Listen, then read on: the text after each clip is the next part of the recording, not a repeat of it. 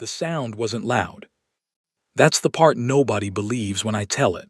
They always expect a crack, a snap, something you'd hear from the back row. But it was quieter than a stylus falling on a desk. A soft, wet click, like a joint of dried reed giving way inside a cloth bag. And then Professor Uskar Ilmdevet, holder of 2 Aphanic chairs, author of the standard text on comparative load tolerance across 70 species, stood there in front of 140 students with his forearm bent in a direction. Forearms are not supposed to bend, and he did not scream. He just looked at it. And Marisol Dumas, the human girl, the one from Holloway's Deep, the one none of us had ever really looked at until that morning, was still sitting down. She never stood up, not once, not for any of it. She just went very still, and her face turned a color I didn't have a word for yet, and she said, in that flat little voice of hers, "I'm sorry. I wasn't pulling." That's what I remember most. Not the arm, not the blood pooling under his sleeve plate, not the way the whole lecture theater stopped breathing at the same instant, 140 different respiratory systems all seizing together. I remember that she apologized, and that she meant it. "My name is Alan Meritsev. I'm Chelly.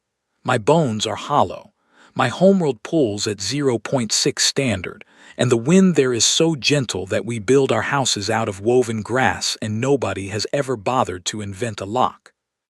I was 22 cycles old and in my 2nd year at the Caldren Institute, and I thought I understood the universe.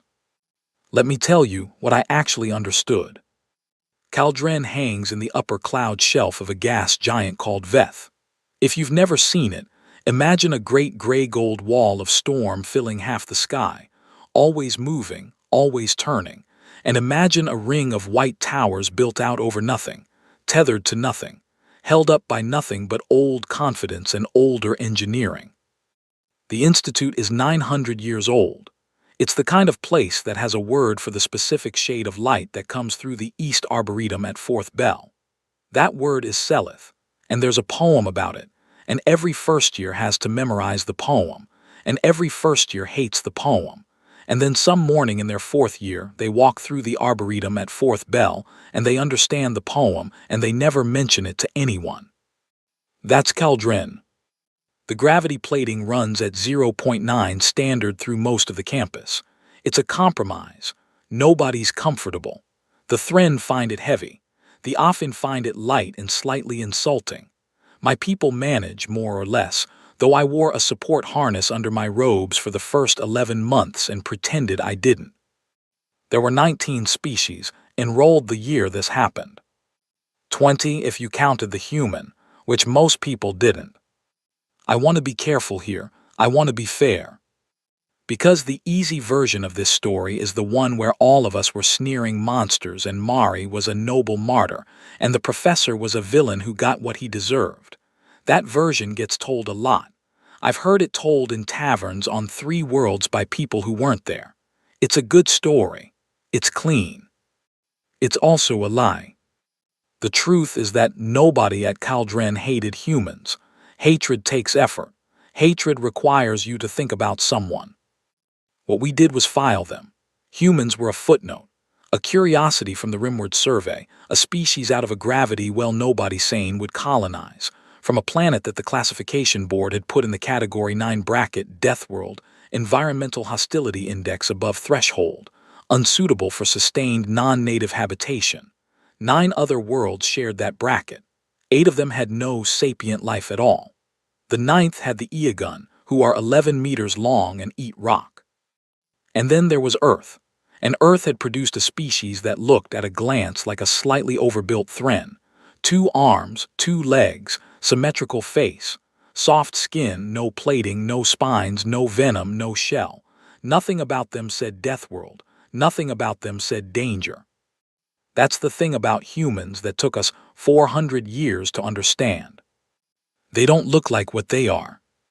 There were 6 humans at Caldren that year. 3 in the diplomatic track, 2 in astrocartography and Marisol Dumas in comparative xenophysiology, which was my program too, which is why I saw all of it. She was small. I need you to understand that because when people hear Deathworld human, they picture something enormous. She was not enormous. She came up to the middle of my chest, and I'm not a large Chelly. Her shoulders were broad for her height, and she had thick forearms and short-cut dark hair and a permanent, faint frown, and she moved through the corridors of Caldren like a person walking through a museum after closing time. Carefully, like everything might be fragile, like she was afraid of touching the walls. We had no idea. We thought she was shy. She wasn't shy. She was being careful.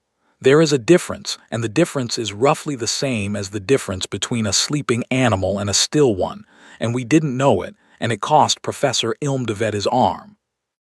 Holloway's Deep, her home colony, sits at 1.68 standard gravity. She'd grown up there, born there.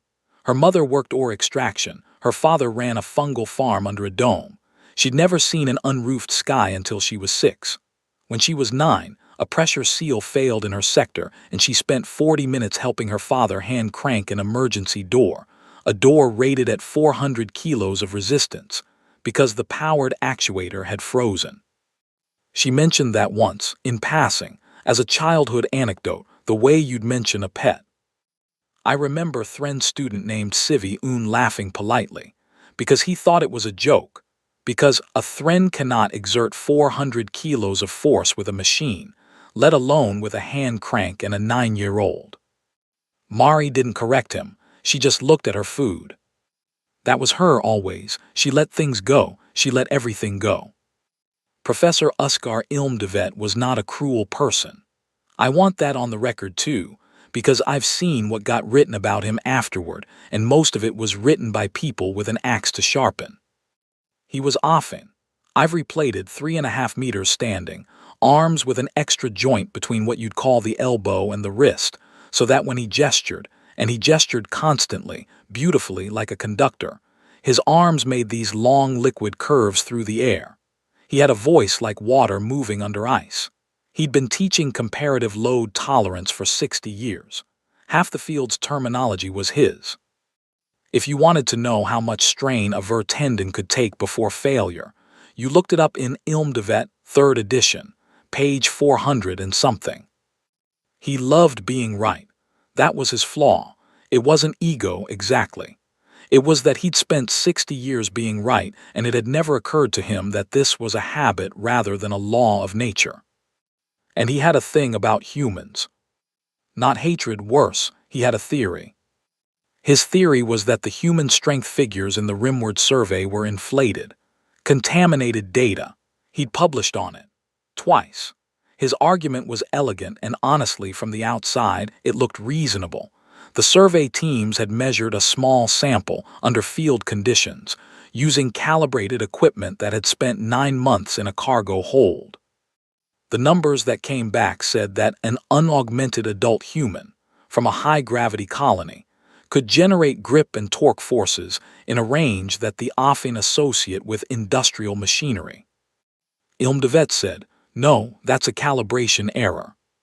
He said it in lectures. He said it in the faculty commons. He wrote a paper called Anomalous Overreporting in Category 9 Biomechanics, and it was cited 300 times, and it was, from beginning to end, completely and catastrophically wrong. And Marisol Dumas sat in his lecture theater in the 4th row, 3 seats from the aisle, for 11 weeks, and listened to him explain that she wasn't real. The theater itself, I can still walk through with my eyes shut. Caldren Hall 7, a bowl of white stone and dark wood, seats climbing up in half rings, and behind the lecturer's dais, a single curved window 9 meters tall, unshuttered, looking straight out into the storm. That was deliberate. Some architect 4 centuries ago decided that students of physiology should have to look at Veth while they learned. The clouds move fast at that altitude. Bands of ochre and bruise-purple sliding past each other at speeds that make your inner ear itch. On bad days, the lightning goes off inside the cloud like something enormous rolling over in its sleep, and it lights the whole hall from behind, and every student's shadow leaps up the seats at once. The air smelled of stone dust and the sour-sweet fixative they used on the specimen tanks. There was a permanent low hum from the gravity plating, so low you stopped hearing it after your first week, and then you'd notice it again at odd moments, in the middle of a sentence and feel briefly, unaccountably sad. Ilmdevet's lectures were at second bell, 3 days in 7. He was never late, he never used notes. And every single lecture, he did the demonstrations. That was his signature. He wouldn't just tell you about load tolerance. He'd show you.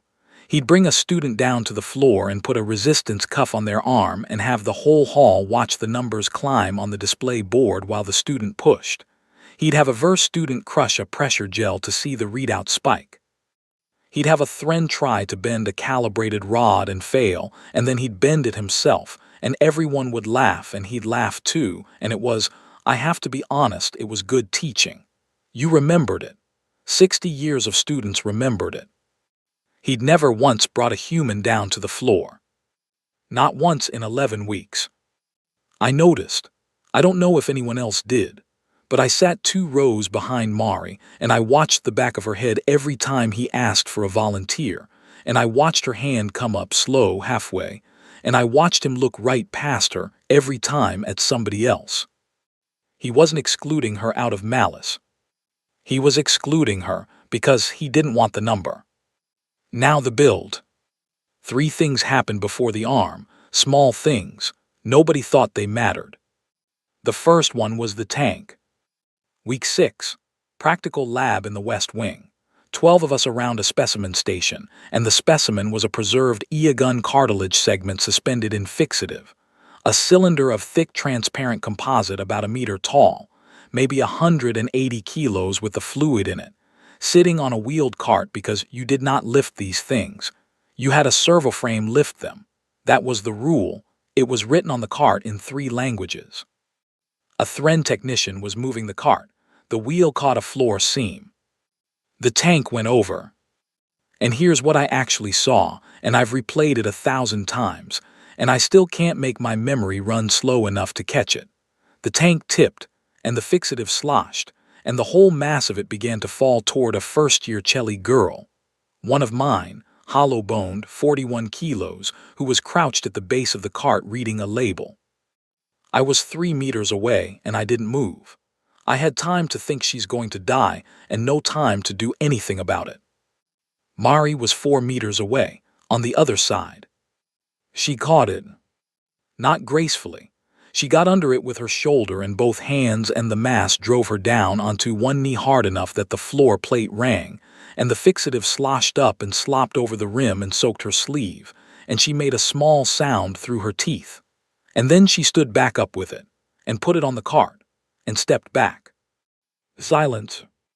The Thren technician said something, I don't remember what, some apology. And Mari said, sorry, I think I chipped the floor. And she was looking at the floor plate, which had a dent in it the size of her kneecap, and her ears had gone red. She apologized for the floor. Nobody wrote it up. There was no incident report because there was no incident, nothing broke, nobody was hurt, the tank was fine. The Chelly girl thanked her and went back to reading the label. Somebody joked that humans must have strong bones from all the gravity. Somebody else said something about how it was probably an adrenaline thing, a stress response, you know, mothers lifting vehicles, that old story. That's what we decided, collectively, instantly, without discussing it. Adrenaline. Because the alternative was that a 180-kilo object had been caught by a person who came up to the middle of my chest, casually, from 4 meters away, and that she'd been carrying that ability around with her in the dining hall and the corridors and the library and the lecture theater every day for 6 weeks. We didn't want that, so we filed it, adrenaline. I'd like to tell you I knew better. I didn't. I filed it too. The second one was the door. Week 8, and this one's smaller, and it's the one that still bothers me most, because of what it says about her rather than about us. The old wing of the residential block has doors that were manual, heavy laminate on a hinge with a hydraulic closer that had never been serviced because nobody remembered whose budget it came out of. To open one you leaned. You put your shoulder into it. Everybody did. It was a running joke. I came around a corner one evening, and Mari was standing at that door with her hand on it, not moving. And then she opened it, very slowly, with 2 fingers, and I watched her make the door move slowly. That's the thing. She wasn't struggling. She was throttling. She was letting it out a little at a time, watching the hinge, easing her weight, and the whole motion took her maybe 4 seconds, and she was concentrating so hard that her jaw was tight. She saw me. She let go of the door like it had burned her. "Hinge is bad," she said. "It is," I said. And she smiled, a quick, thin, unhappy thing, and went through, and let the door close behind her at its own pace, and did not look back. I stood there for a while. I want to say I understood something. I didn't. What I felt was closer to embarrassment, like I'd walked in on something private, like she'd been doing an exercise in her room and I'd opened the door. It was 2 seasons before I worked out what I'd actually seen. She'd broken a door before, somewhere, some other place, some other school, some other set of faces turning to look at her, and she'd taught herself to open doors like a person diffusing something. Nobody teaches you that in a class. You learn it once, and then you never forget, and everybody around you thinks you're just quiet. The third one was the lecture. Week 10, this is the one that set the arm in motion. Devet was doing his unit on measurement error. It was, as always, brilliant. He walked us through the collapse of the Evren aggression indices, the great Thren metabolic scandal of 904, the whole graveyard of confident numbers that turned out to be instrument noise. He had the hall in his palm. Even the students who hated the subject came awake for that lecture. There was a moment where he described a survey team measuring the wrong species for 2 years, and the whole hall laughed. And he waited, patient and pleased, and the storm rolled behind him. And then he put up the human strength figures. He didn't name Mari. He didn't look at her. He put them on the board: grip, force, torque, tendon load, the whole rimward table, and he let the hall look at them. "Now," he said, "consider these." I looked at them. Grip force ranges that overlapped with hydraulic clamps, sustained load figures that would have snapped my humerus like a stalk of dry reed. "Consider," he said, "what these numbers ask us to believe. They ask us to believe that a bipedal endotherm massing 65 kilograms, unaugmented, unarmored with a soft exterior." And he said that with real relish soft exterior, the way you'd say a punchline, can exert torque at the wrist comparable to a light industrial servo. They ask us to believe that this species walks among us, eats in our halls, sits, presumably, in this very room. Small laugh, not cruel, just a laugh, the way a room laughs at something absurd. I remember Civi glancing at Mari. I remember 2 or 3 other heads turning. I remember Mari not moving at all, sitting perfectly still, eyes forward, frowning at nothing. "They ask us," Devet said, "to abandon 50 years of established biomechanical modeling on the strength of a field survey conducted with equipment that had not been recalibrated since it left dock." He turned to the board. He circled a figure, 230 kilograms static grip. "This," he said, "is not a measurement. This is a rumor with a decimal point." And the hall laughed properly then, and it was a good line. It was a wonderful line. I laughed. I'm ashamed to say I laughed out loud. And behind him the lightning went off inside the storm and threw all of our shadows up the seats at once. And in the 4th row, 3 seats from the aisle, a girl who had once cranked a 400-kilo pressure door at 9 years old sat with her hands folded in her lap and let it happen. Afterward, this is the part I've never told anyone, I caught up to her in the corridor. I don't know why. Curiosity, maybe. Or that itch you get when you've been in a room where something slightly wrong happened and everyone agreed not to see it. "Dumas," I said. She stopped. She had a way of stopping that was very complete. She didn't slow, she just was walking. And then she wasn't. "He's wrong," I said, because I wanted to see her face when I said it. She looked at me for a long moment. Humans have small eyes with a white ring around the color, and it makes them look constantly surprised until you get used to it, and then it makes them look constantly awake. "Does it matter?" she said. He's a professor, he's teaching it. It'll be in the third edition. Fourth, she said, the third's already out. And she laughed, not bitterly. That's what got me. She laughed like it was genuinely a little funny. Look, she said, where I'm from there's a thing they tell you before you leave, before you go out to any of this. She turned her hand vaguely at the corridor, the towers, the storm. They sit you down, and they say, nobody out there is built like you. Everything is thinner than you. Everything is lighter. You will be a walking hazard for the rest of your life, and nobody will believe you until you prove it, and the day you prove it, you will have hurt someone. She said it in a sing-song, like a rhyme she'd known since she was small. So, she said, he can say what he wants, as long as he says it from over there. She nodded down the corridor at nothing. Don't let him bring you down to the floor, I said. It came out of my mouth before I knew it was in my head.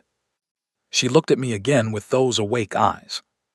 He won't, she said. He's not stupid, he knows what he'd read. She was wrong about that, but she wasn't wrong the way you think. He wasn't stupid. He just spent 60 years being right. Week 11, the morning of it. Everything about that morning was ordinary, and that's the thing about mornings that turn into stories. You can't feel them coming. There's no music.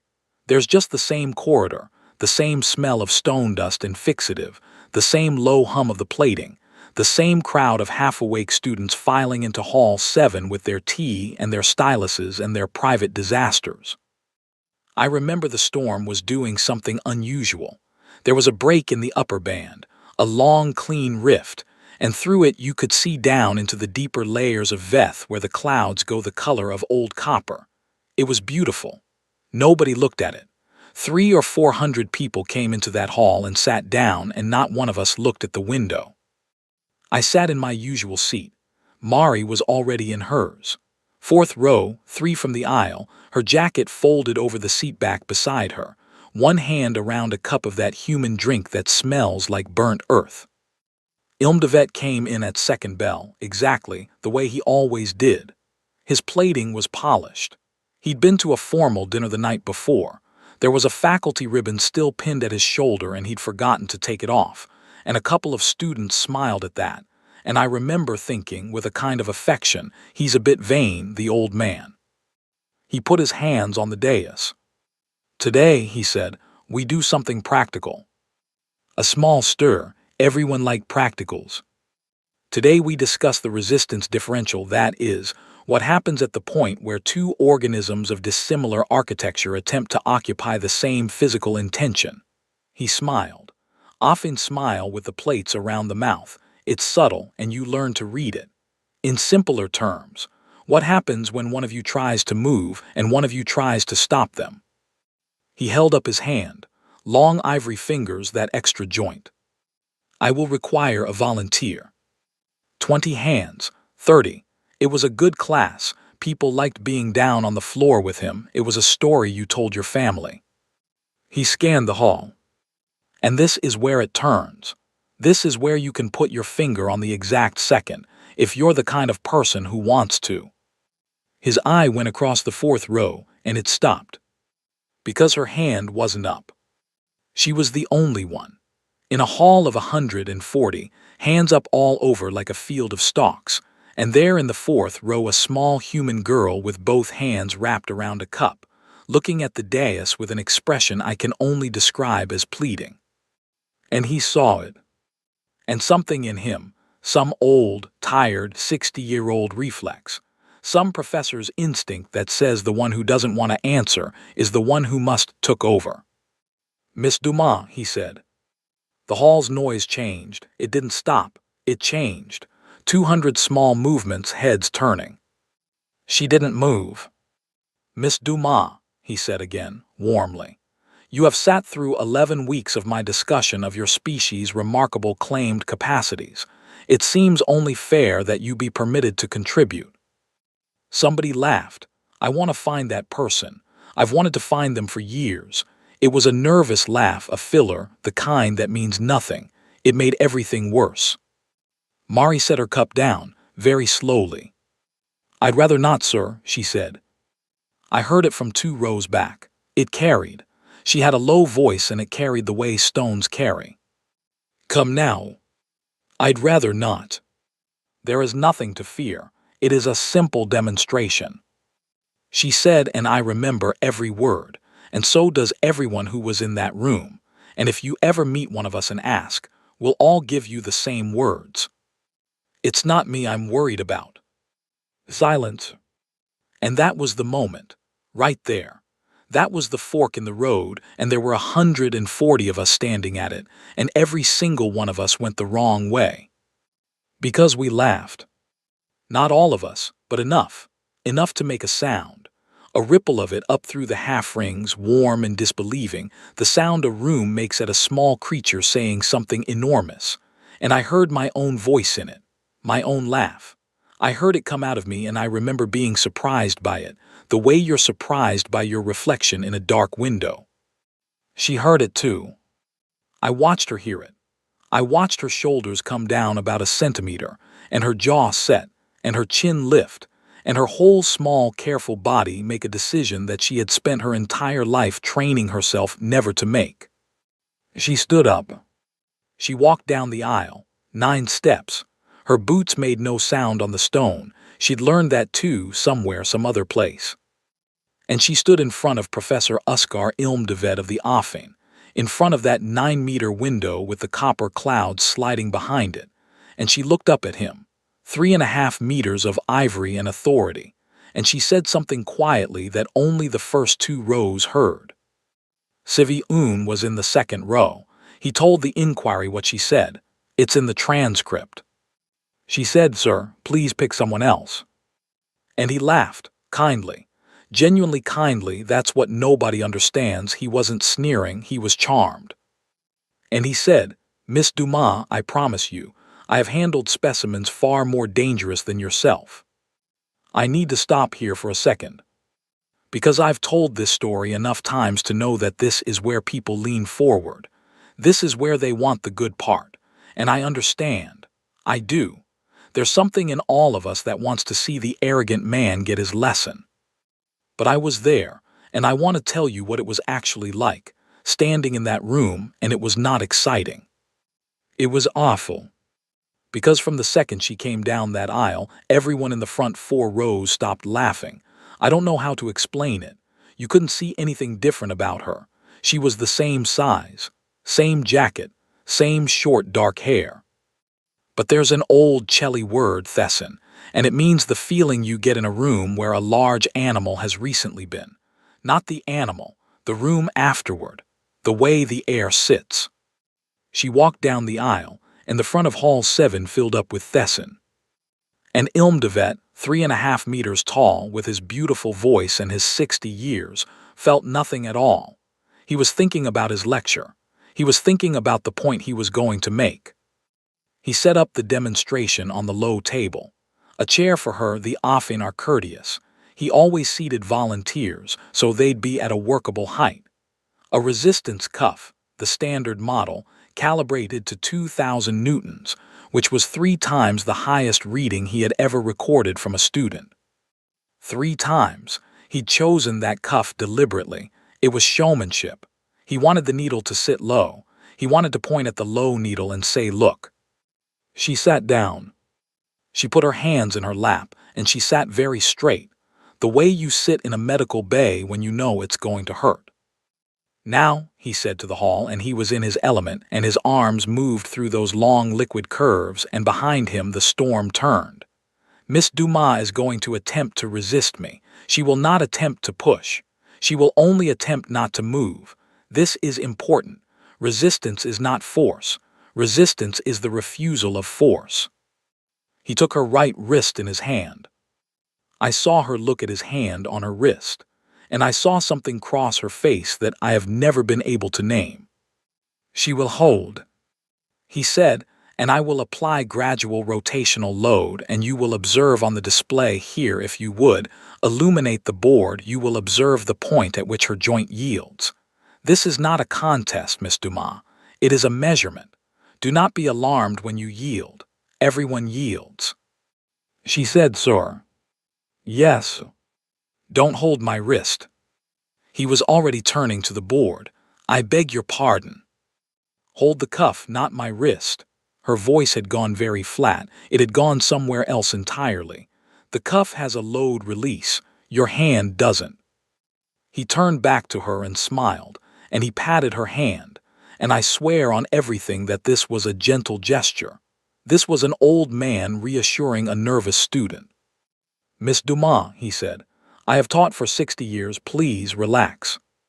And he took her wrist, and he began to rotate.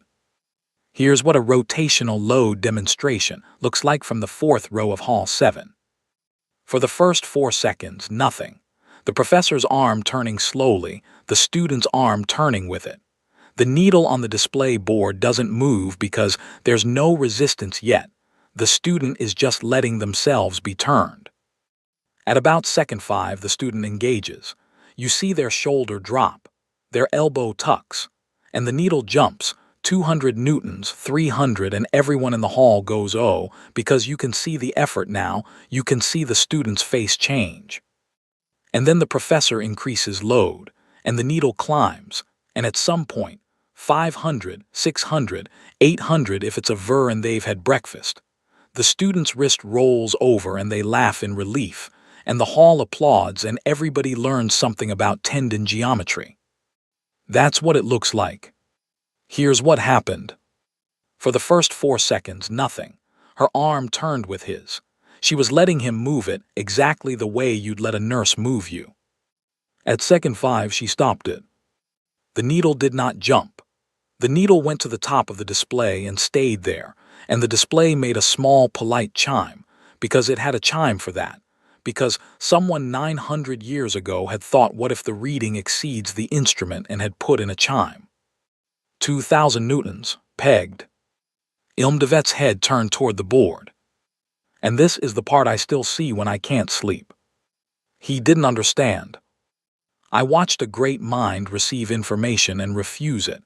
His face, and often faces are hard to read, but I'd sat in his lectures for 11 weeks. His face did not go to fear. It did not go to awe. It went to irritation, because there was a fault in the equipment. Obviously, there was a fault in the equipment. The cuff had failed, or the display had shorted, or some technician had miscalibrated it, and he was standing in front of 140 students with a broken instrument and a joke half told. So he did the thing he had done 10,000 times in his career. He checked his data. He increased the load.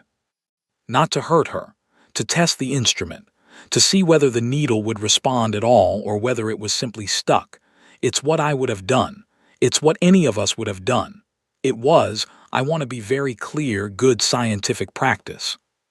He put his weight into it.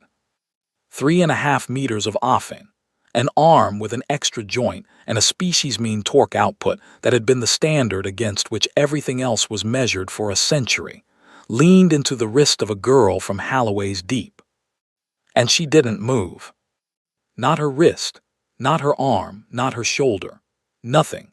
She sat in that chair with her spine straight and her free hand flat on her thigh, and her arm did not move a millimeter, and I watched the professor's boot slip a fraction on the stone floor as he pushed. Someone in the front row made a noise. He pushed harder, and Marisol Dumas said, "Sir, stop." And he said, breathing hard now, and still, God help him, still smiling, still explaining, because he was a teacher, and it's what he did with his last breath before it happened. Observe, the equipment has clearly. And he wrenched. I've thought about that word. Wrenched. I've tried others, but that's what it was. A last hard twist, the kind you'd give a stuck valve, a frustrated, human, ordinary movement made by a person who has decided that the thing in front of him is a machine that isn't working. He put every bit of himself into it. And she held. She just held. That's the whole climax. That's the entire thing. She didn't attack him. She didn't stand up. She didn't pull. There was no counterstrike, no throw, no clever technique.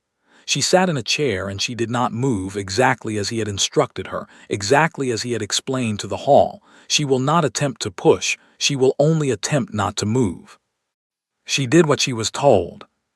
His arm went into the space between what he wanted and what was possible, and something in that space had to give, and it wasn't her. The lower joint of his forearm, the offing have a bone there we don't, a fused strut of it, thin and elegant and utterly unsuited to a load of that magnitude at that angle. It didn't snap. It folded. That soft, wet click. He'd been leaning. When it went, his weight went with it, and his shoulder dropped, and his arm buckled, and he staggered back a half step and stood in front of 140 students with his forearm bent sideways in the middle, and the ribbon from the faculty dinner still pinned to his shoulder, catching the copper light.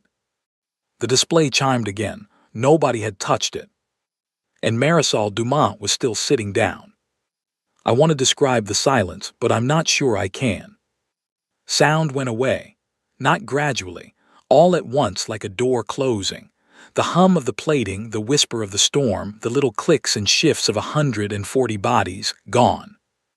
Ilm de Vet looked at his arm.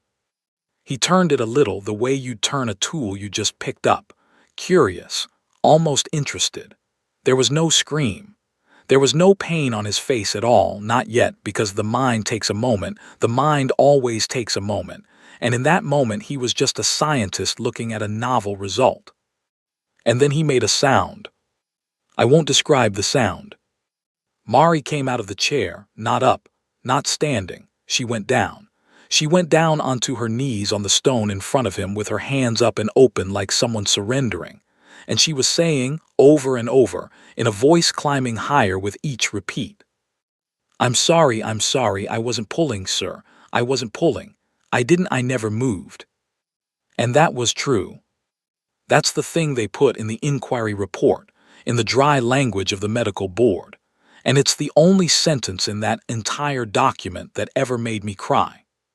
Subject's arm did not move during the incident. Displacement, 0.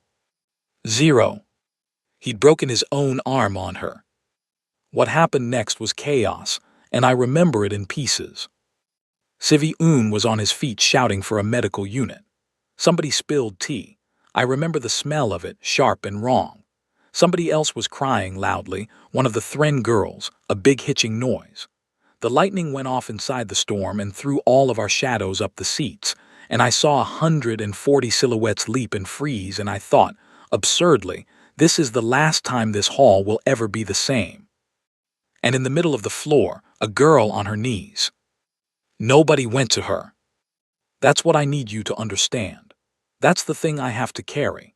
The medical team came in through the side door in 30 seconds, and there were 6 of them, and they went straight to the professor, as they should have. And they got him onto a board, and they got a field splint on the arm, and they took him out. And he was conscious. And as they carried him past her, he turned his head and looked at her. I don't know what was in that look. I've asked myself for years. And then they were gone, and the hall started to empty. Slowly, in shocked knots, people talking in low voices, people hurrying, and I sat in my seat in the 4th row and watched 138 students leave Hall 7, and every single one of them went out the back way. Every one. Because to go out the front, you'd have to walk past her. She stayed on her knees a long time. Then she got up. She picked up her jacket from the seat back and her cup, which had gone cold. She wiped the chair with her sleeve. I don't know why, there was nothing on it. She walked out through the front, alone under the window, with the copper clouds turning behind her. And I sat in the 4th row with my hollow bones and my support harness and my perfect exam scores. And I thought about a door in the old residential wing, opened with 2 fingers, 4 seconds, jaw tight. You will be a walking hazard for the rest of your life, and nobody will believe you until you prove it, and the day you prove it, you will have hurt someone. She'd told me the rhyme. She'd said it in a sing-song. I'd thought it was a joke. By the 4th bell the whole station knew. Caldren has 9,000 people on it, and it has one piece of news at a time. And that day, the news was the human broke Ilm de Vet. Not Ilm de Vet broke his arm. Not there was an accident in Hall 7. The human broke Ilm de Vet. You could feel the grammar of it settling in. By evening meal it had a shape. She'd stood up. She'd grabbed him. She'd snapped it over her knee. Somebody had heard from somebody that she'd been smiling. Somebody's cousin's doormate said she'd been trained by the human military and had been placed at Caldren deliberately. Somebody said the whole thing was a demonstration, a message, that the humans wanted us to see. I sat in the dining hall and listened to a table of second years explain to each other what I had watched with my own eyes, and every detail was wrong, and I said nothing. I said nothing. I ate my meal and I said nothing, and I have thought about that more than I've thought about the arm. Her seat in the dining hall was empty. It stayed empty for 2 days.